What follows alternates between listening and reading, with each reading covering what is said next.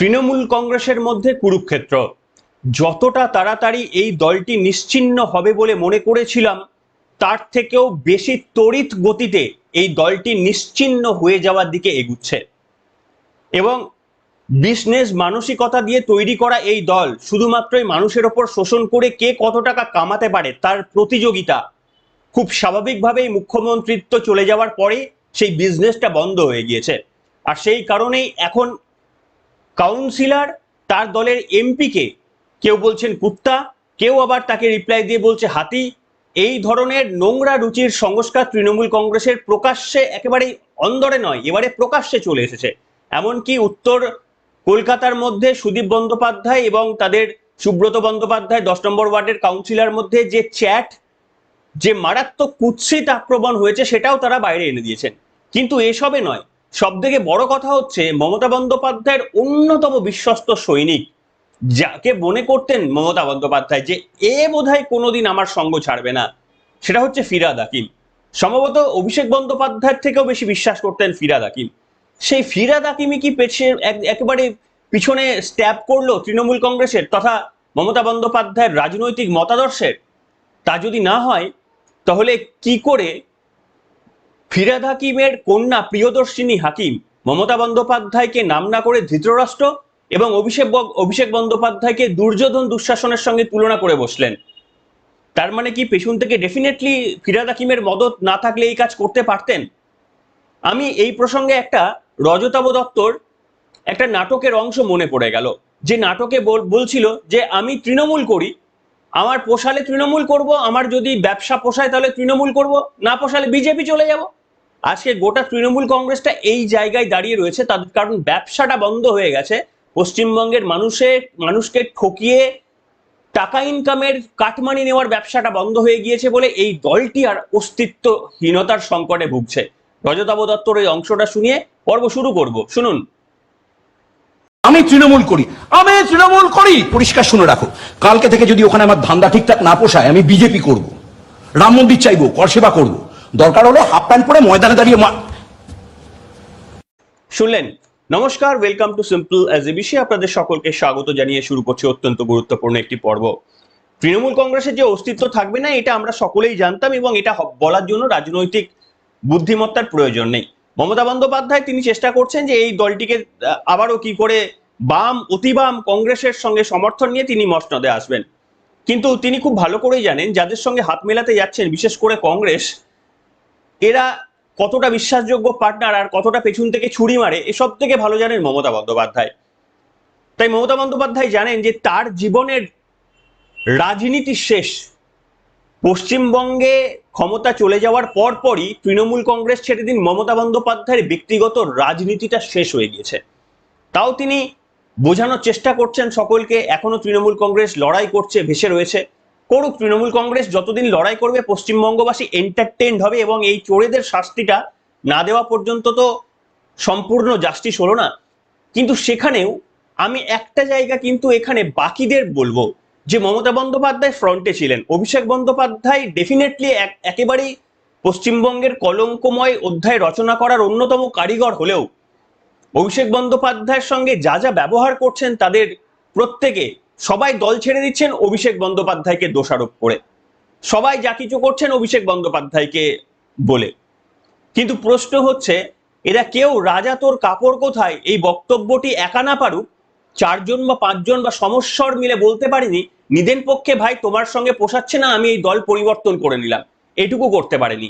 আজকে ব্যবসা বন্ধ হয়ে যাওয়ার পর সবাই অভিষেক বন্দ্যোপাধ্যায়কে, মালিককে দোষারোপ করে একের পর এক এমপ্লয়ি পদত্যাগ করছেন। এদের কুমিরের ওষুধে কিন্তু কর্ণপাত করবেন না ভুলেও। এই যে তৃণমূল কংগ্রেসের ছোট বড় অভিষেক বন্দ্যোপাধ্যায়ের সৈনিকরা পদত্যাগ করছেন, এদের দুঃখে যেন চোখে জল না আসে। এরা এক একটা বিষধরের থেকেও কম বলা যাবে না। তার কারণ এরা যা যা মন্তব্য করেছেন সোশ্যাল মিডিয়াতে, একজন সুস্থ মানুষের পক্ষে এই সমস্ত মন্তব্য করা যায় না। আমি পরপর দেখাবো যখন সময় হবে। আমি এখানে আপনাদের সামনে দেখাবো প্রিয়দর্শিনী হাকিম, তার প্রসঙ্গে ব্যাখ্যা করব। কিন্তু কিছুদিন আগে মমতা বন্দ্যোপাধ্যায় প্রচারের সময় ববি হাকিমের জায়গা থেকে ববি হাকিমের হাতটা ধরে বললেন, এ হচ্ছে আমার আত্মীয়, এ আমার মাকে রক্ত দিয়েছে। আর এর বাবা হচ্ছে, আমি এক্স্যাক্টলি ভুলে গেছি, বাবা মুসলিম, মা হিন্দু ব্রাহ্মণ। তাই এর গায়ে হিন্দুর রক্তও আছে, মুসলমানের রক্তও আছে। আমরা জানি তার গায়ে কিসের রক্ত আছে, আর তিনি কি মন্তব্য করেছেন হিন্দুদের সম্পর্কে আমরা সব জানি। হিন্দুদের বোকা বানানোর জন্য মমতা বন্দ্যোপাধ্যায় চেষ্টা করে গিয়েছেন, সফল হতে দেয়নি হিন্দুরা। কিন্তু আমি দেখাবো মমতা বন্দ্যোপাধ্যায় কি বলেছিল। কেন দেখাবো? প্রিয়দর্শিনী হাকিম তারপরে কি করেছেন শোনাবো, দেখুন আগে ভিডিওটা। को ब्लड दिया था, खून दिया था, वो हमारा परिवार का भी सदस्य है। इसका माताजी ब्राह्मण था और इसको पिताजी मुस्लिम है। ऐसा देखा आपने? इसको क्या बोलता है, इसका ब्लड में हिंदू का है भी, मुसलमान का भी है। मैं आप लोग को एक बात कह, দেখলেন মাত্র কয়েকদিন আগে বলা এই মন্তব্য। অর্থাৎ মমতা বন্দ্যোপাধ্যায় যাকে নিজের আত্মীয় বলে মনে করছেন, তার মাকে রক্ত দিয়েছেন ফিরহাদ হাকিম, এবং ফিরহাদ হাকিম সবসময় মমতা বন্দ্যোপাধ্যায়ের পাশে থাকায় রাজনীতিটা করেছেন।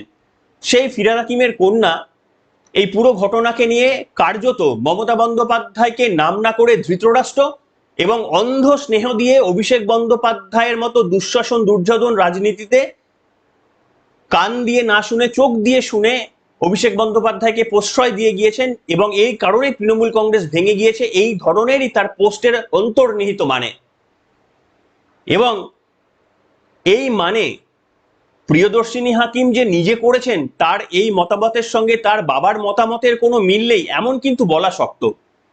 কেন বলা শক্ত? না, এই প্রিয়দর্শিনী হাকিম হয়তো কয়েক বছর আগে রাস্তায় বেরিয়ে নিজের পরিচয় দিতেন নিজের বাবার নামে। বলছিলেন যে একটা গাড়ির সঙ্গে ধাক্কা হয়েছে, আমাকে দেখে বলছে এ তো চোরের মেয়ে। আচ্ছা, আমার বাবা রাজনীতি করে বলে কি আমরা সবাই চোর হয়ে গেলাম? বলেছিলেন প্রিয়দর্শিনী হাকিম। অর্থাৎ তিনি তার নিজের পরিচয় নয়, বাবার পরিচয়ই পরিচিত। শোনাবো আপনাদের সামনে সেই ভিডিও। আমি হাজরায় যাচ্ছিলাম গাড়ি করে, একটা বাইক আমাকেই মারলো। আমি গাড়ি থেকে নামলাম যাতে ঝগড়া না হয়, আমাকে হঠাৎ করে তাকিয়ে বললো, এই তুই তো চোরের মেয়ে, চোরের মেয়ে, চোরের মেয়ে বলে চলে গেল। আমি কেন এই অসম্মানটা সহ্য করব? এই জন্য, শুধু কারণ আমার বাবা রাজনীতি করে। দেখলেন, তখন থেকেই বলতেন যে চোরের মেয়ে বলে বিতর্ক হয়েছিল। আমি বলতে চাই না অসংসদীয় সাংবিধানিক কথা প্রমাণ ছাড়া এগুলো আমি অন্তত কখনো আমার চ্যানেলে এনরস করি না, বলি না, শুধু কোটেশন দিয়ে বললাম। সেই প্রিয়দর্শিনী হাকিম যিনি নিজের পরিচয়কে অলওয়েজ বাবার পরিচয় হিসেবেই পরিচয় দিতে, স্বাভাবিক ব্যাপার, তিনি তো কিছুই নন পশ্চিমবঙ্গের রাজনীতিতে, তিনি কিছুই নন, তার এন্ট্রিও হয়নি। হয়তো এবার ফিরহাদ হাকিম একটু একটু করে তাকে ঢোকানোর চেষ্টা করছিলেন। এবং সেই ফিরহাদ হাকিমের বক্তব্য ছাড়া, সেই ফিরহাদ হাকিমের মান্যতা ছাড়া যে প্রিয়দর্শিনী হাকিম মমতা বন্দ্যোপাধ্যায়কে ধৃতরাষ্ট্র বললেন আর অভিষেক বন্দ্যোপাধ্যায়কে দুঃশাসন দুর্যোধন বললেন, এটা তো মানা যায় না। মমতা বন্দ্যোপাধ্যায় নরেন্দ্র মোদী এবং অমিত শাহকে দুঃশাসন দুর্যোধন বলে এসেছেন, তার নিয়ে তীব্র কটাক্ষের শিকার হতে হয়েছে যে একজন রাজনৈতিক সংস্কৃতিবান মানুষ কি করে এই কথা বলে। আর আজকে দলটা একটু পাল্টি হতেই তার সব থেকে কাছের লোক ফিরহাদ হাকিম এবং তার পরিবার তাকে ব্যাকস্ট্যাপ করছে। রাজনীতির সংস্কৃতিটা দেখুন। মমতা বন্দ্যোপাধ্যায়েরও দেখা উচিত তার পাশে ঘুর ঘুর ঘুর ঘুর ঘুর ঘুর করা যে সমস্ত স্বার্থান্বেষী লোকগুলো, যারা মমতা বন্দ্যোপাধ্যায় বলতে এরকম সাপের মতো বেঁকে যেতেন, পায়ে পড়ে যেতেন, তারাও আজকে ফনা তুলে দাঁড়াচ্ছেন। সবকটা হেলে সাপ আজকে কেউটে হয়ে দাঁড়িয়ে আছে। এটাই হচ্ছে নোংরা রাজনীতি তৃণমূল কংগ্রেসের। কারণ ব্যবসা থেকে এই মুহূর্তে কাটমানিয়ে আসছে না বলে তৃণমূল কংগ্রেসের ছোট বড় মুখপাত্ররা এই মুহূর্তে সকলেই সরব হয়ে উঠেছেন। আমি এখানে শোনাবো ফিরহাদ হাকিমের একটা বক্তব্য। এই ফিরহাদ হাকিমের সঙ্গে অভিষেক বন্দ্যোপাধ্যায়ের মনোমালিন্য ছিল বলে শুনেছিলাম, কিন্তু অভিষেক বন্দ্যোপাধ্যায়কে অমান্য করবেন ফিরহাদ হাকিমের ঘাড়ে দুটো মাথা ছিল না। তাই ফিরহাদ হাকিম যখন অভিষেক বন্দ্যোপাধ্যায় দিল্লি থেকে ওই ফাইল নিয়ে গিয়েছিলেন এবং সেই সমস্ত নিয়ে ধর্ণা ফর্ণা দিল্লি থেকে তাকে যখন তুলে দেওয়া হলো, তারপর তিনি কলকাতায় এসে রাজভবনের গেটের সামনে বসার ব্যবস্থা করে নিলেন। পুলিশ মানে দীর্ঘদিন ধরে তাকে 7 দিন ধরে ওখানে বসার পারমিশন দিয়ে দিলেন। সেই মঞ্চ থেকে কি বলছেন ফিরহাদ হাকিম? ফিরহাদ হাকিম বলছেন যে আমাদের মমতা বন্দ্যোপাধ্যায়ের দ্বিতীয় প্রজন্ম প্রস্তুত, তোমরা একটা মমতা বন্দ্যোপাধ্যায়কে সামলাতে পারছো না, তোমরা অভিষেক বন্দ্যোপাধ্যায়ের দ্বিতীয় প্রজন্মকে কি সামলাবে? চটিতে তেল লাগানোর জন্য যতটা পরিমাণ তেল ঢালার, একেবারে অকৃত্রিম ভাবে সেই তেল ঢেলে গিয়েছিলেন ফিরহাদ হাকিম। আর শুধুমাত্রই একটা দল একবারের জন্য রাজনীতিতে হার জিত তো আছেই, রাজনীতিতে সবাই জিতবে এমন তো হয় না, একবার তো হারতেই পারে। কিন্তু এই রাজনৈতিক দলটা কাদের নিয়ে তৈরি দেখুন, যারা এক সময় এই রকম মলম লাগাতেন তারা 1 সেকেন্ডের মধ্যে, মাত্র কয়েকদিনের, 4 তারিখে নির্বাচনের রেজাল্ট, আজকে 11 তারিখ, তার মধ্যেই এই রকম বক্তব্য বলতে শুরু করে দিয়েছে। মমতা বন্দ্যোপাধ্যায়ের চারপাশে যারা ঘুরতেন তারা বিভীষণ, না তারা কোন পরিচয় দেবেন তাদের, তারা নিজেরা জানাবেন আমাদের। আমি শোনাবো ফিরহাদ হাকিমের সেই বক্তব্য। আসলে ডিভাইড অ্যান্ড রুল, তৃণমূলকে ভয় পেয়েছে, ডিভাইড অ্যান্ড রুল। এই যে অভিষেক, কেন ওর ওপরে এত জ্বালা, কেন এত হেনস্থা? আমার হেনস্থা তো কিছুই না, ওর যা হেনস্থা। কেন এত হেনস্থা?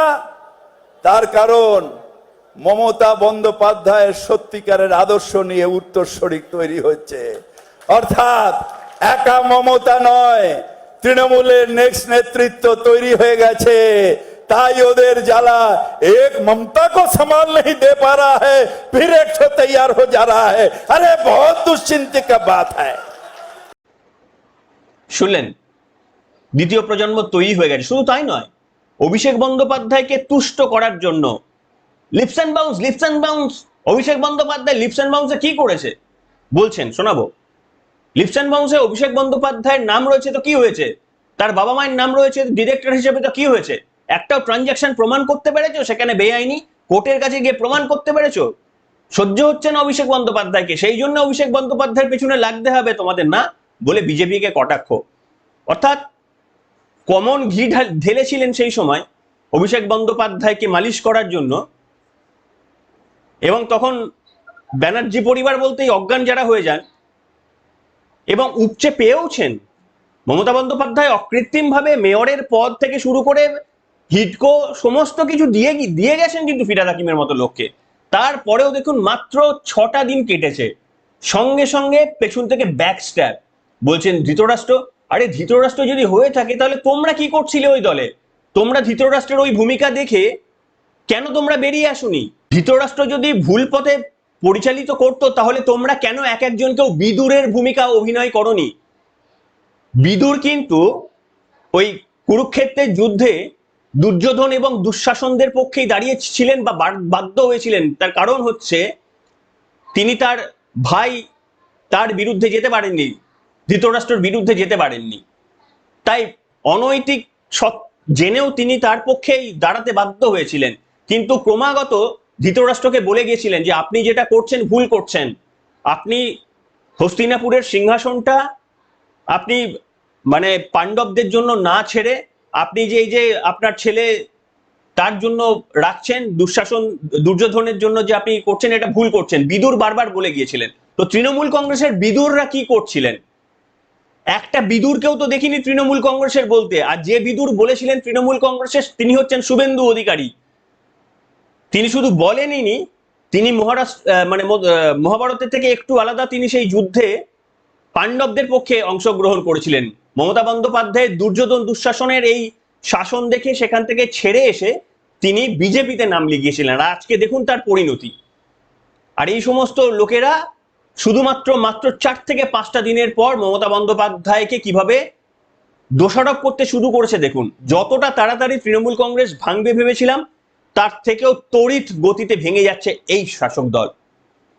আমি আপনাদের সামনে শোনাবো যে এই ফিরহাদ হাকিম, তিনি মনে করেছিলেন যে তিনি অত্যন্ত সৎ, পশ্চিমবঙ্গের মানুষ জানে তিনি কতটা সৎ, আর আগামী দিনে শুভেন্দু অধিকারীর সরকারও প্রমাণ করবে যে আপনি সত্যি সৎ ছিলেন না। এটা পশ্চিমবঙ্গের মানুষের জানাটা প্রয়োজন, তার কারণ আমরা অনেক কিছু দেখেছি টিভির পর্দায় আপনাকে, তো পশ্চিমবঙ্গের মানুষের জানাটা প্রয়োজন। কিন্তু আপনি সেদিন বলেছিলেন যে সুজন চক্রবর্তী জানে যে আমি চোর কিনা, দিলীপ ঘোষ জানে যে আমি চুরি করেছি কিনা, এরকম ভাবে ডিফেম করা হচ্ছে।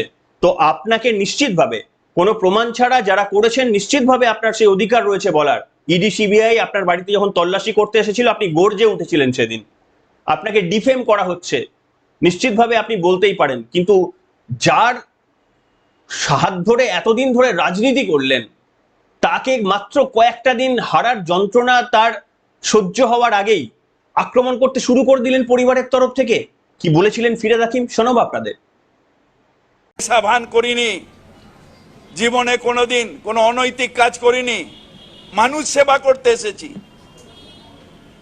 ব্যক্তিগতভাবে সুজন বাবু জানেন, রাজনীতি ছেড়ে বলুন আমি চোর। বিকাশ ভট্টাচার্য আমার ব্যক্তিগতভাবে বলুন আমি চোর। দিলীপ ঘোষ আমার ব্যক্তিগতভাবে জানেন, বলুন আমি চোর। কি যা ইচ্ছে তাই করবে, ডিফ্রেম করবে বারবার করে। একবার হয়েছে নারদ, আমি ভাবলাম ঠিক আছে কোর্টে আমি এর বিচার পাবো। শুনলেন, সময় দিলেন না মমতা বন্দ্যোপাধ্যায়কে। মমতা বন্দ্যোপাধ্যায়ের এর থেকেও চরম পরিণতি হবে। মমতা বন্দ্যোপাধ্যায় যেটুকু ভাবছেন যে তিনি আবারও খড়কুটো ধরে ভেসে উঠবেন, তিনি কল্পনা করতে পারছেন না যে তার রাজনৈতিক দল ছেড়ে দিন তার কি পরিণতি হবে। তিনি কল্পনা করতে পারছেন না। তিনি 21শে জুলাই মানে করতে পারবেন, বিজেপি যদি না চায় মমতা বন্দ্যোপাধ্যায় 21শে জুলাইয়ের অনুষ্ঠান করতে পারবেন কি? যেভাবে শুভেন্দু অধিকারীকে প্রত্যেকটি জনসভা থেকে পারমিশনের ব্যবস্থা করে আনতো, আপনি পারবেন ওই রাস্তাটা আটকে এবার আপনি 21শে জুলাই করতে? আর তো কয়েকদিনের পারবেন বিজেপি না চাইলে। আমার মনে হয় না বিজেপি এতটা অসৌজন্যতা দেখাবে।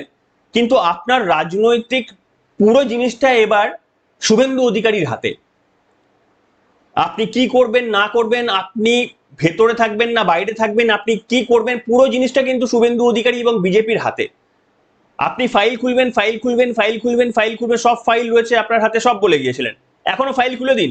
ফাইল তো এখনো আপনাদের সামনে ডেফিনেটলি কিছু না কিছু ভাবে তো রয়েছেই, হোয়াটসঅ্যাপে রয়েছে, ইমেজে রয়েছে, খুলে দিন ফাইল। না হলে কিন্তু শুভেন্দু অধিকারী ফাইল খুলবে। আমার মনে হয় শুভেন্দু অধিকারীর আগে আপনি যদি ফাইলটা খুলে দেন তবুও শেষ চেষ্টা হতে পারে। শুনছিলাম আপনি মামলা করবেন, এই নির্বাচনের হার আপনি মানতে পারছেন না, আপনি মামলা করবেন সুপ্রিম কোর্টে। করতে পারেন, ইউটিলাইজ করতে পারেন। তবে এই তৃণমূল কংগ্রেসের হারে আপনাদের এই মন্ত্রী সন্ত্রী আমলা চামলা যারা যতটা দুঃখ পেয়েছে তার থেকে বেশি দুঃখ পেয়েছে আপনাদের আমাদের টাকায় পোষা আইনজীবীগুলো, কপিল সিব্বালদের মতো আইনজীবীরা, যারা কোটি কোটি টাকা পশ্চিমবঙ্গবাসীর মেরে জাস্ট আপনাদের বদান্যতাই মেরে নিয়ে চলে যেতেন মাত্র একটা শুনানির অ্যাপিয়ারেন্সে। আজকে তারা কার্যত রাস্তায় বসে গিয়েছেন। বসাটা তাদের আরো আগে উচিত ছিল। এই আমার আপনার এই যারা শুনছেন প্রত্যেকের টাকা মমতা বন্দ্যোপাধ্যায় অ্যাকুমুলেট করে সেই টাকা, ট্যাক্সের টাকা থেকে শুধুমাত্র কপিল সিব্বালদের অনৈতিক কাজের জন্য তাদেরকে সুপ্রিম কোর্টে বারবার এসআইআর বন্ধ করার জন্য, 26,000 ছেলের চাকরির চুরির দুর্নীতি আটকানোর জন্য, ডিএ বন্ধ করার জন্য, এইরকম বিভিন্ন কাজে, উন্নয়নকে আটকে দেওয়ার জন্য, চিংড়িঘাটার যে পুল ওভারব্রিজটা রয়েছে সেটা যেন বন্ধ করে দেওয়া হয়, সেটা যেন প্রোগ্রেস না হয় তার জন্য, মানে যতগুলো অনৈতিক কাজ করা যায় সবগুলো নিয়ে আমার আপনার টাকা নিয়ে সেগুলো সুপ্রিম কোর্টে ওই কপিল সিব্বালকে দিয়ে এসেছেন। তাই আজকে এই রাজনৈতিক নেত্রীর ফিরহাদ হাকিমের কন্যা যেরকম বলছেন সেরকমটা আপনার সবে শুরু। আপনার এরকম অনেক এই পাপের ঘোড়া পূর্ণ, মানে কুরুক্ষেত্র ছেড়ে দিন, কুরুক্ষেত্রে যা মানে ধ্বংসলীলা দেখেছে হস্তিনাপুর, তার থেকেও বড় ধ্বংসলীলা, মানে রাজনৈতিক ধ্বংসলীলার কথা বলছি, সেটা তৃণমূল কংগ্রেসের অন্দরে হবে।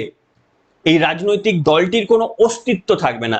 আপনাদের কোনো রাজনৈতিক নেতৃত্ব নিজেদের তৃণমূল বলে পরিচয় দেবে না, নিজে থেকেই দেবে না, কেউ বাধ্য করবে না, তারা নিজে থেকেই দেবে না। এইরকম দিন আসছে, মানে পিঠে পোস্টার লাগিয়ে বিজেপি বাধ্য করাবে না আপনাদের রাজনৈতিক নেতৃত্বদের। কিন্তু আপনাদের ফিরহাদ হাকিমের পরিবার যদি মাত্র কয়েকদিনে, মাত্র 6 দিনের মাথায় ব্যাকস্ট্যাপ করতে পারে, তাহলে আপনি কল্পনা করে দেখুন যে 1 বছর পর এই রাজনৈতিক দলের কতজন তৃণমূল শব্দটা বলার জন্য বা তৃণমূলের ঝান্ডাটা ধরার জন্য তৈরি থাকবেন। একটু ভাববেন। সবাই ভালো থাকবেন, আপনাদের মন্তব্য লিখে জানাবেন সকলে। এখনকার মতো এখানেই।